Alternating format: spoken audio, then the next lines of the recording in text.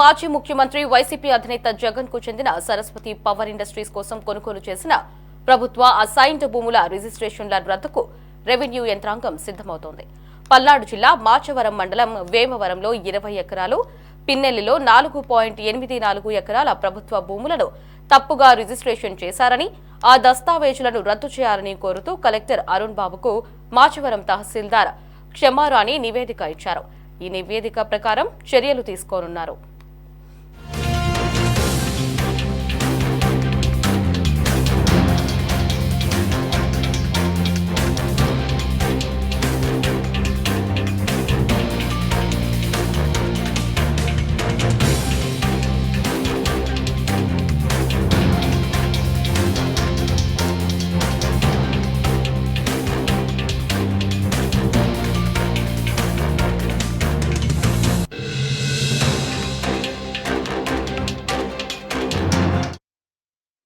జగన్ ఆయన కుటుంబ సభ్యులు మాచవరం మండలంలో సరస్వతి పవర్ ఇండస్ట్రీస్ పేరుతో కొన్న భూముల్లో అసైన్డ్ ప్రభుత్వ స్థలాలు ఉన్నట్లు అధికారులు ఇటీవలే నిగ్గు తేల్చడమే కాకుండా స్వాధీనపరుచుకునేందుకు సంబంధీకులకు నోటీసులు జారీ చేసి స్వాధీనం చేసుకున్నారు.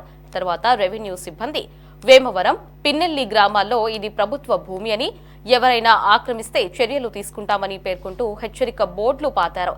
ఇక తాజాగా రిజిస్టర్ దస్తావేజులను రద్దు చేసేందుకు అడుగులు వేస్తున్నారు.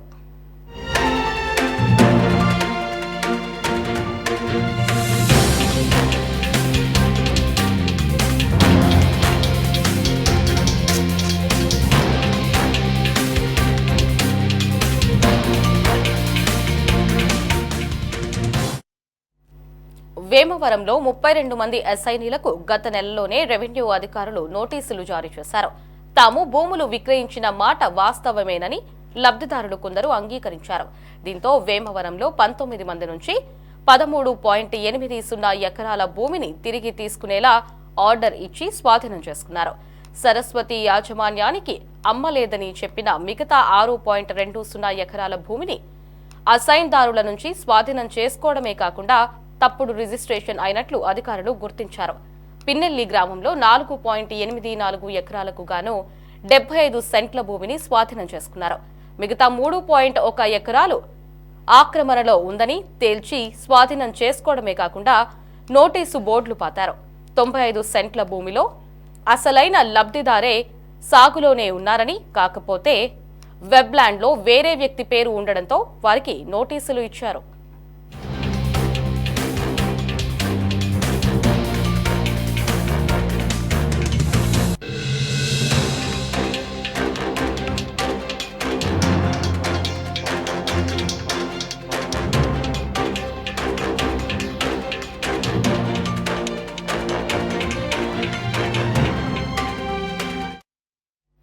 వైఎస్ రాజశేఖర రెడ్డి ప్రభుత్వ హయాంలో సిమెంట్ కర్మాగారం నెలకొల్పే పేరుతో సరస్వతి యాజమాన్యం వేమవరం, చెన్నాయపాలెం, పిన్నెల్లి గ్రామాల్లో భూములను సేకరించింది. కొందరు ఎస్ఐనీలు 2015లో భూములు అమ్మారు. ఇటీవల జగన్ ఆయన కుటుంబ సభ్యుల మధ్య సరస్వతి పవర్ ఆస్తుల పంపకంపై వివాదం తలెత్తింది. కొన్న భూముల్లో ప్రభుత్వ అసైన్డ్ అటవీ భూములు ఉన్నాయని ఆరోపణలు రావడంతో నవంబర్ 5వ తేదీన ఉప ముఖ్యమంత్రి పవన్ కళ్యాణ్ వేమవరం వచ్చి భూములను పరిశీలించి పూర్తి స్థాయిలో నివేదిక ఇవ్వాలని పల్నాడు కలెక్టర్ను కోరారు. ఇక ఈ నేపథ్యంలో సరస్వతి పవర్ ఆధీనంలో అసైన్డ్ భూములు ఉన్నది వాస్తవమేనని, తప్పుగా రిజిస్ట్రేషన్ చేశారని స్థానిక రెవెన్యూ యంత్రాంగం గుర్తించి రద్దుకు నోటీసులు జారీ చేసింది.